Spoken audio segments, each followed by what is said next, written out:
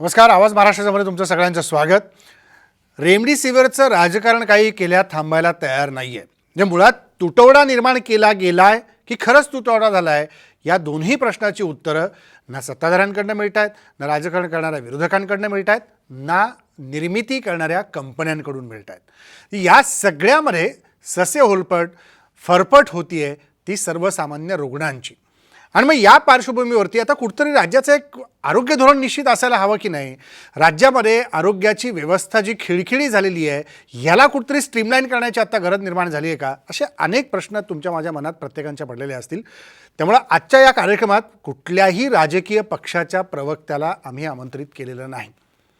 पुन्हा तेच राजकारण, पुन्हा त्याच प्रकारचे आरोप प्रत्यारोप, याच्यापेक्षा लोकांचे जीव वाचले पाहिजेत हे आज आपल्याकरता सगळ्यांकरता महत्त्वाचं आहे, गरजेचं आहे, आवश्यक आहे.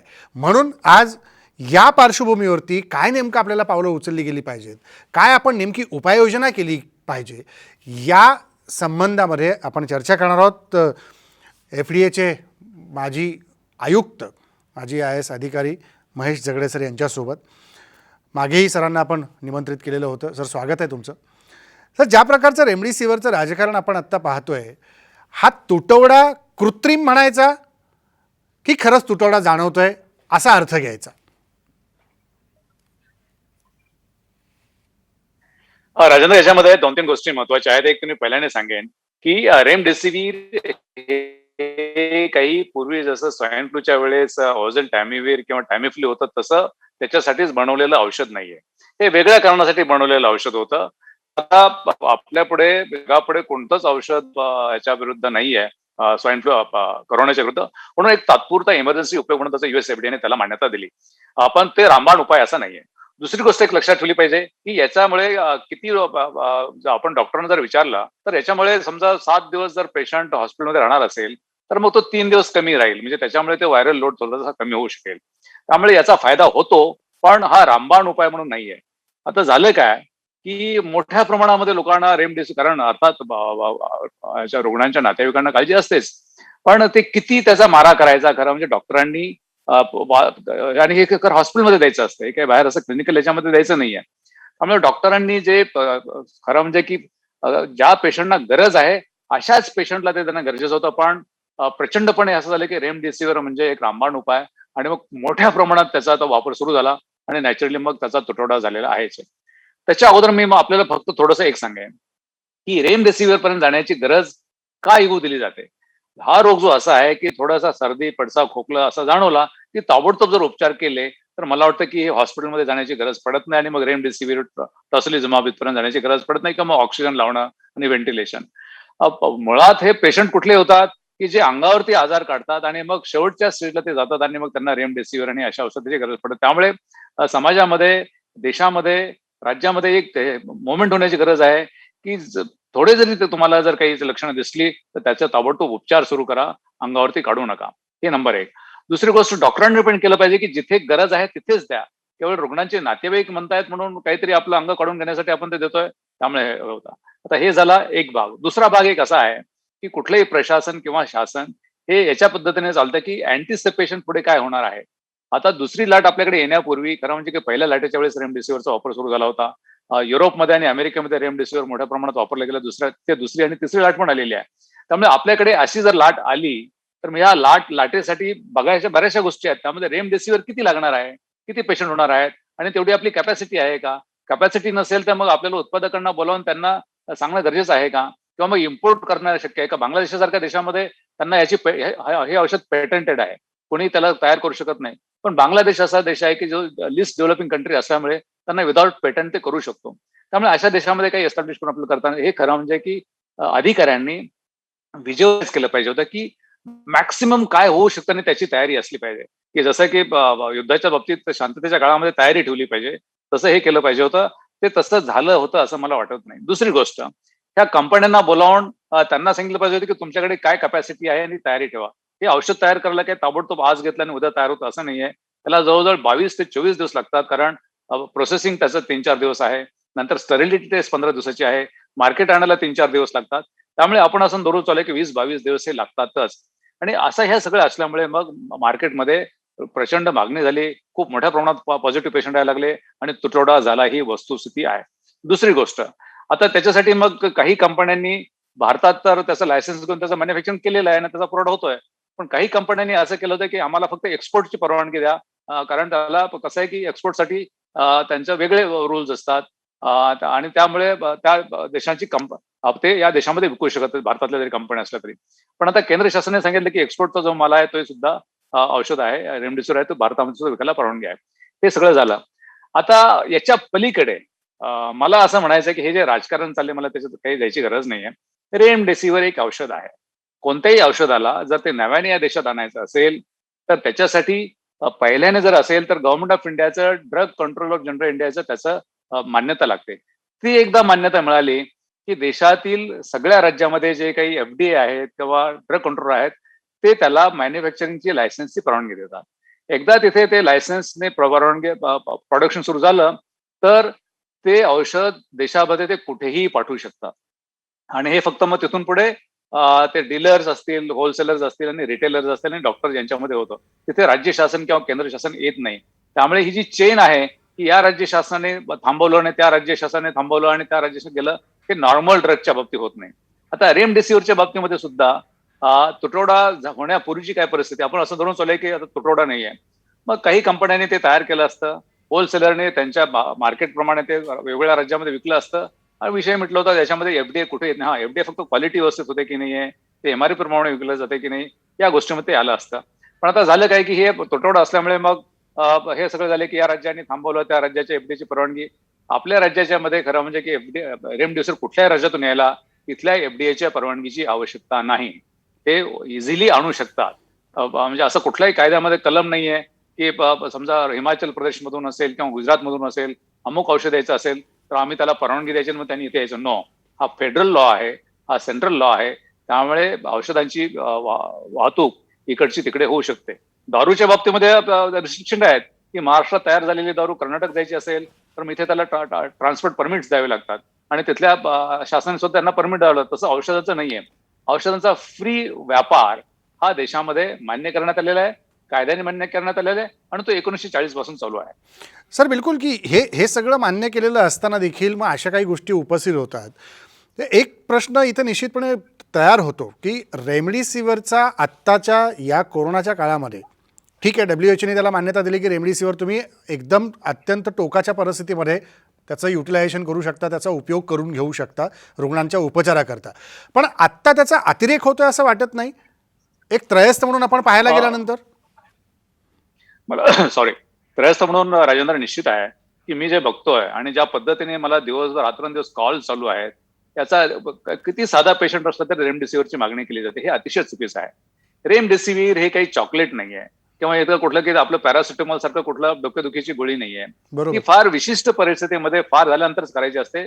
पण अनफॉर्च्युनेटली राज्य शासनाचे जे अधिकारी आहेत किंवा जिल्ह्यामध्ये बसलेले त्यांचे FDAचे किंवा आरोग्य खात्याचे अधिकारी आहेत, त्यांनी बाहेर येऊन माध्यमांच्या पुढे येऊन सगळ्यांना सांगून, की असं आहे, हॉस्पिटलच्या मीटिंग घेऊन त्यांना सांगून हे वातावरण निर्मिती केली पाहिजे होती. आणि तशी वातावरण निर्मिती कदाचित असेल, पण ती अशी दृश्य स्वरूपात कुठे दिसत नाहीये. हे वातावरण झालं पाहिजे, की रेमडेसिवीर हे अमुक अमुक परिस्थितीत दिलं जातं आणि नंतर त्याचे दुष्परिणाम सुद्धा होऊ शकतात किंवा त्याचा उपयोगही होणार नाहीये. मग विनाकारण खर्च कशाला करा. त्यामुळे हे वातावरण तयार झाले कुठेतरी. मी पॉलिटिशियनला याच्यामध्ये दोष देणार नाही, कारण शेवटी ते काय असतात, की ते रिॲक्शन असते, की लोकांना काहीतरी करावं म्हणून. अधिकारी वर्गाने प्रोएक्टिव्हली बाहेर जाऊन हे सगळ्यांना सांगितलं पाहिजे. त्याच्यात IMA सारख्या संस्था आहेत, बाकीच्या डॉक्टरच्या संस्था आहेत, काही सामाजिक संस्था आहेत, यांना घेऊन हे केलं पाहिजे. स्वाईन फ्लूच्या वेळेस टॅमीफ्लूचा जो वापर होता, तो वापर असा अवाच्या सव्वा होऊ नये म्हणून आम्ही हे असे प्रयत्न केले होते पूर्वी 2009-10ला, ज्यावेळेस मी तिथे पुण्याचा आयुक्त असताना. हे खूप लोकांना सांगावं लागतं आणि मग लोकांना ते समजतं. लोकांचं कसं असतं, की त्यांच्या रुग्णाचा, नातेवाईकाचा जीव वाचवणं हेच हे असतं. त्यामुळे कुठेतरी आपण म्हणता त्याप्रमाणे त्याचा अतिरेक हा होतो आहे, ही वस्तुस्थिती आहे. नाही अगदी. आणि दुसऱ्या बाजूला नेहमी असं होतं, की एखादी गोष्ट जसं तुम्ही उल्लेख केलात, की याचा साठा आपल्याकडे किती आहे, भविष्यामध्ये आता एक तिसरी लाट जर म्हणजे दुर्दैवाने येऊ नये पण ती आलीच, तर मग त्या पिरियड्समध्ये आत्ताची संख्या जी रोजची 68,000 67,000 ही राज्याची येते, देशाचा आकडा 2 लाख 2.5 लाखाच्या पुढे जाताना दिसतोय आपल्याला.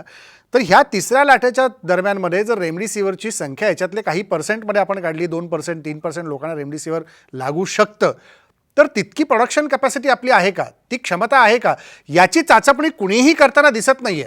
प्रत्येक जण फक्त भांडतोय, रेमडेसिवीर मला पाहिजे, रेमडेसिवीर त्याला पाहिजे, हे इतक्या रुपयाला विकलं जातंय, हे याच्यावरनच सगळा आकांत तांडव सुरू आहे. आपल्या खरं म्हणजे माध्यमातल्या व्यक्तीला हे समजू शकतं. ते खरं म्हणजे की ज्यांनी 30-35 वर्ष प्रशासनामध्ये घातलेले आहेत, अशा लोकांना का समजू नये मला समजत नाही. आपण एकदम परफेक्टली सांगितलेलं आहे की किती पेशंट होऊ शकतात, त्याच्यात थोडेफार जास्तच पेशंट आहे असं समजून मग या देशामध्ये जे प्रोडक्शनची कॅपॅसिटी आहे की नाही असेल तर त्यांना सांगितलं पाहिजे की असं होणार आहे. त्यांचा काही लॉस होणार असेल, जर प्रोडक्शन तयार होणे खपत नसेल तर तो लॉस बिअर करायचा की नाही राज्य शासनाने केंद्र शासन ठरवलं पाहिजे. पण त्याच्यापेक्षा जास्त महत्वाचं आहे की समजा आपण धरून चालू की त्यांच्याकडे प्रोडक्शन कॅपॅसिटी नाहीये, मग अशा परिस्थितीमध्ये प्रोडक्शन कॅपॅसिटी वाढवण्याची सुद्धा त्याच्यामध्ये त्यांना कन्व्हिन्स केलं पाहिजे की तुम्ही प्रोडक्शन कॅपॅसिटी, शेवटी काय आहे की लोकांचा जीव वाचवणं महत्वाचं आहे. बरोबर. प्रोडक्शन कॅपॅसिटी वेस्ट गेली तरी हरकत नाही त्याच्यामध्ये. थोडंफार आपण एवढे मोठे लॉसेस होतो. फूड कॉर्पोरेशन ऑफ इंडियाचे मध्ये इतके मोठे धनधान्य ते दरवर्षी वाया जातं. त्याचा अर्थ असा नाही की आपण धान्याचे कोठारात वाया जातं म्हणून भरत नाहीये, तसं हे वाया जाऊ द्या, पण लोकांचं प्रेशियस आयुष्य त्याच्याकडे बघणं ते थोडंसं असं केलं पाहिजे की हे आयुष्य आहे, पैसा महत्वाचा नाहीये, कॅपॅसिटी वेस्ट जाईल हे महत्वाचं नाहीये. तर विजन ठेवून जितके मॅक्सिमम तुम्हाला प्रोडक्शन कॅपॅसिटी करता येईल त्याची तयारी आजपासूनच झाली पाहिजे. त्याचं रॉ मटेरियल आहे की नसेल, या सगळ्याची त्याची बॅकवर्ड चेन लिंकेजेस तयार केले पाहिजेत. आणि हे शक्य आहे नाही असं नाहीये, हे शक्य असतं. प्रशासनाला तर हे 100% शक्य असतं. फक्त कसं आहे की त्यांनी त्या पद्धतीने वागलं पाहिजे. अगदी खरं आहे सर, की प्रशासनाने त्या पद्धतीने त्याच्या गोष्टी केल्या पाहिजेत. पण आत्ता एक गोष्ट सातत्याने अशी दिसते, जे बातम्यांमधून पण आमच्यापर्यंत येऊन पोहोचते. बाहेर बऱ्याच ठिकाणी सांगितलं जातं की सरकारने या गोष्टी नियमावलीमध्ये आणलेल्या आहेत. शासनाने सांगितलं की रेमडेसिवीर हे सगळ्या रुग्णांना उपलब्ध होईल, पण तिथेच होईल जे त्या हॉस्पिटलला उपचार घेत असताना त्या हॉस्पिटलचं अलाइन म्हणजे संलग्न मेडिकल जे हॉस्पिटलचं असेल तिथेच असेल. कुठलाही डॉक्टर त्याला प्रिस्क्राईब करून बाहेरच्या मेडिकलमध्ये रेमडेसिवीर लिहून देऊ शकत नाही. पण आज सर्रास अनेक ठिकाणी काळ्या बाजारा पद्धतीने रेमडेसिवीरची उपलब्धता करून दिली जाते. पण याच्यावर आळा घालण्याचं काम नेमकं कोणाचं आहे? याच्यावरती आळा घालण्याचं काम फक्त एक आणि एकच एजन्सी आहे, आणि फूड अँड ड्रग्ज ऍडमिनिस्ट्रेशन किंवा अन्न आणि औषध प्रशासन. त्याच्या पलीकडे कोणी असू शकत नाही. आणि मी 3 वर्ष बघितलं की हे जी यंत्रणा आहे अन्न आणि औषध प्रशासनाची, त्यांनी कामाला सुरुवात केली. ते 100% याच्यावरती नियंत्रण आणू शकतात. त्यांनी ठरवलं तर. ठरवायचं की नाही हा नंतरचा प्रश्न आहे. ठरवलं पण तर त्याच्यामध्ये हाच कळीचा मुद्दा आहे सर त्यातला. ते त्यांनी ठरवलं तर हीच तर खरं तर अंडरलाईन गोष्ट आहे की हे ठरत काहीच नाही. मग ते ठरवण्याची त्यांची जबाबदारी आहे की ते आयुक्त असतील, सचिव असतील, त्यांची ठरवण्याची जबाबदारी आहे की प्रत्येक जो डोस आहे तो मॅन्युफॅक्चरर कडून होलसेलरकडे किती गेले, किती लाख गेले किंवा किती हजार गेले, तिथून कुठल्या रिटेलरकडे गेले आणि तिथून कुठल्या हॉस्पिटलमध्ये गेलेले आहेत. हा जो औषध आहे ते हॉस्पिटलमध्ये देण्यासाठीच तयार झालेला आहे. म्हणजे त्याचा वापर शक्यतो हॉस्पिटलमध्ये करावा असं त्याचं क्लिनिकल ट्रायल्समध्ये झालेलं आहे. कारण त्याचे बाकीचे दुष्परिणाम होतात, पण बाकी असं बाहेर कुणाला असं देऊ शकत नाहीये. त्यामुळे आताची जी व्यवस्था केली त्यांनी ती चांगली केली आहे. पण हे काळ्या बाजारात मिळत आहे. खरं म्हणजे काळ्या बाजारातून ते घेऊच नाही, कारण काळ्या बाजारामध्ये बरेचसे स्पुरियस म्हणजे बनावट असू शकतात. आणि आपल्याकडे उदाहरण आहे की एके ठिकाणी असे बनावट मिळालेली आहेत. आत्ताच उदाहरण नाहीये, कायमस्वरूपी असे बनावट औषधं या देशामध्ये किंवा जगामध्ये सुद्धा चालू असतात आणि त्याचे फार मोठे दुष्परिणाम होत असतात. त्यामुळे हे लायसेन्स्ड म्हणजे मॅन्युफॅक्चरिंग, होलसेलर, रिटेलर आणि पेशंट अशी एक चेन आहे, ती कायद्यामध्ये ठरवून दिलेली आहे. त्या चेनच्या बाहेर कुठलंही झालेलं औषध, ज्याला आपण काळा बाजार म्हणतो, त्याला शिरकाव करू द्यायचं नाही. हे एफडीएचं सगळ्यात महत्वाचं काम आहे. ते करू शकतात. यापूर्वी त्यांनी केलेलं आहे. आता त्यांनी ठरवायचं की नाही हे खरं म्हणजे समाजाचा त्याच्यामध्ये मोठा हे पाहिजे. कारण त्यांनी समाजाने काय करायचे, त्यांनी स्वतःहूनच ठरवलं पाहिजे. हो. ते करत नसतील तर मग त्याच्यावरती काहीतरी मग शासनाने, राजकीय नेत्यांनी हे केलं पाहिजे. आपसापसात भांडण्यापेक्षा किंवा आपसापसामध्ये वाद करण्यापेक्षा की पेशंटच्या दृष्टीने काय आहे असं सगळ्यांनी एकत्र येऊन त्या प्रशासनाला पुढे खरं म्हणजे की जागा करून हे केलं पाहिजे. ह्या सगळ्या गोष्टी झाल्या तर मला वाटतं की ह्या सगळ्या गोष्टी सुरळीत होऊ शकतील. मी ज्यावेळेस खरं म्हणजे की काय असतं की हा जो ट्रेड आहे हा सर्वसाधारणपणे 3 लाख कोटीचा ट्रेड आहे. त्याच्यामध्ये 1.5 लाख कोटी समजा एक्सपोर्ट जर होत असतील तर 1.5 लाख कोटीची औषधं या देशामध्ये खपत होतात. आता त्याच्यावरती नियंत्रण जर व्यवस्थित नसेल तर मग मोठ्या प्रमाणामध्ये असे स्पुरियस किंवा बनावटी औषधं येण्याची शक्यता असते आणि ते थांबवण्यासाठी हे एफडीएची निर्मिती केलेली आहे. म्हणजे रुग्णांचा जो जीव आहे त्याला धोका पोहोचू नये, कारण औषध हे फार तसं सिरियस असतं चुकीच्या पद्धतीने बरोबर. जर गेलं तर. त्यामुळे हे एफडीएने खरं म्हणजे लक्ष दिलं पाहिजे.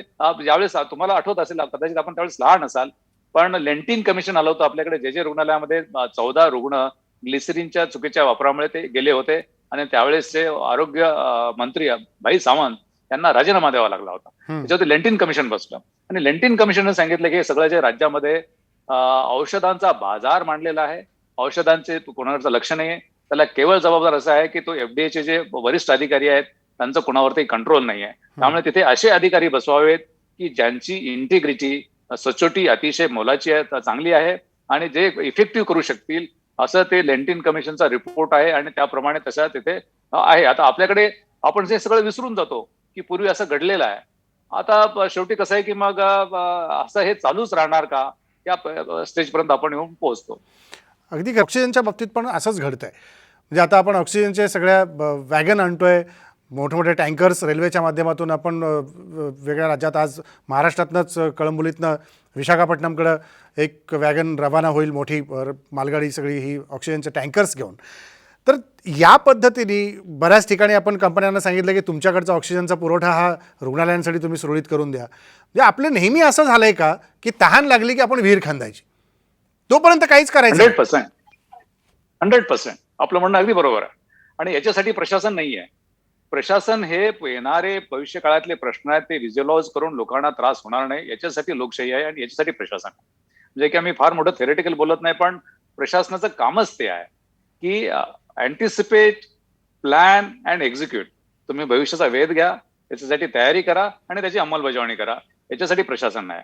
आता आपल्याला खरं म्हणजे की पहिल्याने जर आपल्याकडे हा रोग आला असता तर मग आपल्याला काय तिकला आपल्या प्रशासनाला अनुभव नाहीये. पण जी गोष्ट युरोपमध्ये घडली, जी गोष्ट अमेरिकेमध्ये घडते, इतक्या मोठ्या प्रमाणात हे वाढतं आणि त्याला ऑक्सिजन लागतोय, तर याची खरं म्हणजे तयारी अगोदरच केली पाहिजे होती. देशामध्ये जे काही प्लांट्स आहेत, जे इंडस्ट्रीला आहेत, ते रिझर्व्ह केली पाहिजे. त्याची ट्रान्सपोर्ट सिस्टम तयार केली पाहिजे होती आणि त्याचा मग शेवटी एंड यूज कसा होईल तिथपर्यंत आपण ते गेलो पाहिजे होतं. आणि आपल्याकडे खरं म्हणजे की इंडस्ट्रीयल देश आहे, हा मोठा चांगला देश आहे, मॅनेजमेंट चांगला आहे, तर त्याचा वापर करून हे सगळं नेटवर्क अगोदरच तयार करून ठेवलं पाहिजे होतं आणि गरज पडल्यानंतर ते ऍक्टिव्हेट केलं पाहिजे होते. आता करतात ते चांगलं आहे की लांबून आणतायत, कुठं रोरो पद्धतीने होत आहे ते होत आहे, पण आपण म्हणतो त्याप्रमाणे शेवटी ते काय झालं की तहान लागल्यानंतर विहीर खाण्याचा प्रकार आहे. त्याला प्रशासन म्हणत नाहीत, त्याला काय आहे की रिॲक्टिव्ह ऍडमिनिस्ट्रेशन म्हणतात, की जे होईल मग त्याला रिॲक्ट करणारं ऍडमिनिस्ट्रेशन. हे कुठल्याही देशाच्या भवितव्याच्या दृष्टीने हे रिॲक्टिव्ह ऍडमिनिस्ट्रेशन चांगलं नाहीये. अशी मोठी समस्या ही काही शेवटची समस्या नाहीये. अशा खूप मोठ्या समस्या जसं जसं क्लायमेट चेंज होत जाईल आणि जसं जसं नॉर्थ आर्क्टिककडचे था होत जातील बर्फ, तिथून कदाचित नवीन रोग निर्माण होऊ शकतील, असं भरपूर काही होऊ शकेल. त्याच्या जाण्यात अर्थ नाहीये, पण आपण तयार असलं पाहिजे. आता ऑक्सिजनचा जर आपण विषय घेतला तर ते दोन पद्धतीने करता येईल. एक तर पहिला की ऑक्सिजनची गरज लागणार नाही. मी पुन्हा पुन्हा सांगतोय आणि खूप ठिकाणी खूप फोरमवरती मी सांगितलेलं आहे, राज्य शासनाला लिहिलेलं आहे की आपण याची गरज पडणार नाही हे करता येणं शक्य आहे. की तुम्हाला पेशंट त्या स्टेज पर्यंत जाऊ द्यायचा नाही, याचं मॅक्सिमम 80-90% काम प्रशासनाने तिथे केलं पाहिजे की कुठल्याही परिस्थितीत पेशंट तयार होणार नाहीत, पॉझिटिव्ह येणार नाहीत, नाही आले तर मग त्याच्यामध्ये ते ऑक्सिजन किंवा रेमडेसिवीर पर्यंत जाणार नाहीत. हे जर केलं तर मग पुढच्या गोष्टी कमी होतील. ठीक आहे, आता आपण सगळे कॉन्सन्ट्रेट करतो ऑक्सिजन करणं, रेमडेसिवीर, पण त्याचबरोबर तिकडे लक्ष दिलं, कारण ते जे पेशंट तयार होत आहेत ते कुठेतरी थांबवलं पाहिजे. तिकडे आता फार कमी लक्ष आहे आणि आता सगळी धावपळ चालू आहे की ऑक्सिजन घेणं, रेमडेसिवीर, टॉसिलिझुमॅब या सगळ्या गोष्टीकडे आहे. मला वाटतं की सायमल्टेनियसली केलं पाहिजे. आणि ऑक्सिजनच्या बाबतीमध्ये फार आपल्याकडे डेटा भरपूर आहे आणि तो इंडस्ट्रीज डिपार्टमेंट काय असेल, बाकीच्या लोकांच्याकडे असेल, तर कनेक्टिव्हिटी कशी करायची. आणि हे जर असंच वाढलं आणि तिसरी लाट याच्यापेक्षा जर मोठी आली तर मग त्या दृष्टीने समजा नवीन प्लांटसाठी सुद्धा काही ताबडतोब करता येणं शक्य आहे का, काही अल्टरनेट आहे का, त्याचा आजच विचार झाला पाहिजे. सर, अगदी खरं आहे की याच्याबद्दलच मला एक छोटासा ब्रेक नंतर आपल्याला विचारायचं आहे की यंत्रणा म्हणून सक्षम कसं असलं पाहिजे, अधिकारी म्हणून पुढचं प्लॅनिंग कसं केलं पाहिजे, जे करणं अपेक्षित आहे, आणि त्या यंत्रणेने जर वेळीच काही उपाययोजना भविष्याचा वेध घेऊन नाही केल्या तर मग ती कशी कोलमडताना दिसते जे आत्ता आपण पाहतोय. तर एक शेवटचा प्रश्न सर, की ज्या वेळेला आपण सगळ्या यंत्रणेच्या बाबतीतल्या गोष्टी समजायला लागतो किंवा बोलायला लागतो त्यावेळेला सगळ्याच गोष्टी कागदावर अगदी स्वच्छ आणि सक्षम दिसतात आपल्याला, योग्य पद्धतीने मांडलेल्या दिसतात. म्हणजे आजकाल बेड्स उपलब्धतेसाठी देखील आपण पोर्टलवरती जाऊन काही लॉग इन करायला गेलो तर तिथे 4,000 बेड्स मला उपलब्ध दिसतील. प्रत्यक्षात मी शोधायला गेलो तर मला एकही बेड कुठे रुग्णासाठी मिळताना दिसत नाही आहे. रात्री अपरात्री आम्ही काही लोक फोन घेतो की एखादा बेड उपलब्ध होऊ शकतो का पहा, ह्याच्यासाठी समन्वय करता आला तर बघा, ह्याला काही कॉर्डिनेट करता आला तर बघा. म्हणजे ही नेमकी काय परिस्थिती आहे? कागदावर आपण सक्षम असतो आणि प्रत्यक्षात मात्र व्यवस्था कोलमडलेली असते. आता हे काही राजेंद्र काही फक्त कोरोनाच्याच बाबतीने सर्वसाधारणपणे हे असंच चालू आहे आणि हे काय आज झालेलं नाही. गेले 5 वर्ष किंवा 10 वर्ष हे गेले 70-72 वर्षांमध्ये ही अशी उतरती काळात त्याला लागलेली आहे. आता मुद्दा असा आहे की हे जे मॅनेज करतात, हँडल करतात, हे बुद्धिमत्तेच्या जोरावरतीच त्यांचं सिलेक्शन झालेलं असतं आणि त्याप्रमाणे त्यांना तसा एक्सपिरियन्स आलेला असतो. त्यामुळे हे अँटिसिपेट करणं हे किंवा हे त्याची गरज नाही, हे त्यांचं ट्रेनिंग पासून ते दिलेलं असतं की असं करावं. आपल्याला एक छोटंसं उदाहरण देईल की 2005 मध्ये ज्यावेळेस महापूर आला होता मुंबईला, पाऊस पडला होता आणि 900,000 लोक गेले होते. त्याच वेळेस नाशिक, कोल्हापूर आणि सांगलीचे लोक पाण्याखाली होते आणि जीवितहानी झाली होती. नाशिकला तशीच परिस्थिती होऊ शकत होती, पण त्याच्या अगोदर मी तिथे कलेक्टर असताना नाशिक जिल्ह्यातले धरणं मी रिकामे केले होते आणि ज्यावेळेस पाऊस सुरू झाला त्यावेळेस दरवाजे बंद केले. त्यामुळे नाशिक जिल्ह्यामध्ये एकही व्यक्ती मृत्यू पावला नाही आणि त्याच्यानंतर अर्थात कॅबिनेटमध्ये त्याची चर्चा झाली की असं करताना शक्य आहे. त्यामुळे कसं आहे की भविष्यात विचार करून ही यंत्रणा खरं म्हणजे की त्याची राबवली गेली पाहिजे. मी राजकारण्यांना अजिबात दोष देणार नाहीये. हे जे प्रशासकीय नेतृत्व आहे त्यांनी कुठेतरी ते रोबस्टनेस आणला पाहिजे आणि शेवटी मीडिया आणि समाजाने थोडासा फोकस चेंज केला पाहिजे. काही झालं की आपण राजकारण्यांना दोष देतो, तो दिलाही पाहिजे, कारण शेवटी लोकशाही ते चालवतात. पण त्याचबरोबर ज्यांच्यावरती जर 50 ते 60% खर्च होतो, ती यंत्रणा व्यवस्थित वागते की नाही त्यांच्यावरती आपण कोणी बोलत नाही. शेवटी राजकारण एकमेकाशी हे करत असतात आणि मग जी यंत्रणा आहे ती कुठलेही राजकारणी सत्तेवर आले तरी ती तीच असते आणि मग अशी व्यवस्था आपण बघतो की व्यवस्था म्हणायची की त्याला दूर अव्यवस्था म्हणायची अशी सुरू होते. त्यामुळे समाजाने आणि मीडियाने सुद्धा फोकस हा पुढे, आता खरं म्हणजे आज आपल्याकडे एफडीए कमिशनर पाहिजे होते, आपल्याकडे हेल्थ सेक्रेटरी पाहिजे होते, हे बंदच झालेलं आहे. त्यांनी पुढे येऊन सांगितलं पाहिजे की ही अशी व्यवस्था आहे, इथे इतके बेड्स आहेत, ते फक्त दिसतच नाहीये, ते प्रत्यक्षात होत आहेत. तुम्ही जर विचारलं तर कोणी समोर येणार नाही आणि आपण जे सांगतो ते परफेक्ट बरोबर की डॅशबोर्ड चांगले आहेत, आम्ही टेक सावी झालेलो आहोत, मार्केटिंग फार चांगलं होतं, पण वस्तुस्थिती ग्राउंडला ती फार विदारक असते, तसं होत नाही आणि त्यामुळे मग खरं हा डिस्कनेक्ट आहे. पण तिथे क्वेश्चन होत नाही. मग क्वेश्चन जर झाला मग तिथले महापौर असतील, तिथले आरोग्यमंत्री असतील, तिथले मुख्यमंत्री असतील, यांच्याकडे क्वेश्चन होतो आणि जे ऍक्च्युली आणि मी ठामपणे सांगू शकतो की ज्यावेळेस मंत्री किंवा असे ज्यावेळेस बैठका घेतात त्यावेळेस आम्ही फार असं चांगलं असं सांगतो, साहेब आमच्याकडे डॅशबोर्ड आहे, तुम्ही क्लिक केलं की इतके तुम्हाला रेमडेसिवीर इथे मिळेल, बेड इथे मिळेल, ऑक्सिजन तिथे आहे. बाकी आता प्रत्यक्ष परिस्थिती तशी नसते. म्हणजे जसं आपण प्रेझेंटेशन देतो तशी परिस्थिती नसते. आणि जसं सर तुम्ही म्हणालात की अधिकाऱ्यांनी येऊन बोललं पाहिजे, सचिवांनी येऊन बोललं पाहिजे, त्या खात्यातल्या वरिष्ठांनी येऊन बोललं पाहिजे. सातत्याने माध्यमा म्हणून जेव्हा हा पाठपुरावा करायला जातो त्यावेळेला त्या नेहमी सांगतात साहेब मीटिंगमध्ये आहेत, साहेब इकडे बसलेत, साहेब तिकडे आहेत. म्हणजे ह्या मीटिंगा चालतात तरी नेमक्या कशासाठी? जर प्रश्नच सुटत नसतील तर बैठकात चर्चा होतात कोणत्या? हा कायम पडलेला प्रश्न असतो. त्यामुळे इथे कुठतरी त्या लोकांनी येऊन जनतेच्या मनातल्या प्रश्नांना उत्तर देणं गरजेचं आहे. इथे बेड्स उपलब्ध होत आहेत, इतके काही ठिकाणी आम्ही करू शकतो हे सांगणं गरजेचं आहे. पण आज सातत्याने पाठपुरावा करूनही यंत्रणेतले काही लोक आपल्यापर्यंत येऊन पोहोचू शकले नाहीत, हे वास्तव आहे. त्यामुळे तुम्ही आलात आणि या गोष्टी खरं तर समजावून सांगितलात लोकांना, त्याबद्दल मनापासून तुमचे आभार. आणि यापुढं लवकरात लवकर ह्या सगळ्या गोष्टी सुटतील, लोकांना औषधं उपलब्ध होतील, ऑक्सिजन उपलब्ध होईल, ही किमान आशा करणं इतकंच काय ते आपल्या हातामध्ये आहे. त्यामुळं त्या आशेवरती लोकांना जगण्यासाठीचं भर आपण देऊया आणि तो आधार देण्याचं काम करूया. धन्यवाद सर, तुम्ही आलात आणि चर्चेत सहभागी झालात त्याबद्दल. थँक्यू राजा. थँक्यू. आपण बघितलं की नेमकी परिस्थिती काय आहे.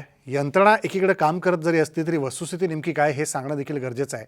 तोच प्रयत्न आज या आवाज महाराष्ट्राच्या माध्यमातून आम्ही केला. बघूया पुढे काय काय होतंय. प्रत्येक मुद्दे तुमच्यासमोर आणण्याचा आम्ही निश्चित प्रयत्न करू. घाबरून जाऊ नका, खबरदारी घ्या, मास्क वापरा, स्वतःला सांभाळा आणि स्वतःसोबत कुटुंबियाला आणि समाजालाही तितकंच जपा. इथंच थांबू. नमस्कार.